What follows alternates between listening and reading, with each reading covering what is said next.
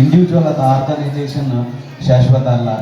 ಆದರೆ ನಾವು ಬಿತ್ತುವ ಬೀಜ ಅದು ಸಂಸ್ಕೃತದ ಬೀಜ ಬಿತ್ತಾ ಇದ್ದಾರೆ ಇಲ್ಲಿ ಕೃಷ್ಣ ಪ್ರೀ ಸ್ಕೂಲಲ್ಲಿ. ಅದು ಬೀಜ ಮುಂದೆ ಮರವಾಗಿ ಎಮ್ಮರವಾಗಿ ಸಾವಿರಾರು ವರ್ಷಗಳ ಕಾಲ ಬೆಳೀಲಿ, ಬೆಳೆದು ಮತ್ತೆ ಸಂಸ್ಕೃತದ ಬೀಜ ಇದೇ ಕಂಟಿನ್ಯೂ ಆಗಲಿ ಅಂತೇಳಿ ಆಶಿಸ್ತೀನಿ. Thank you for inviting. Thank you.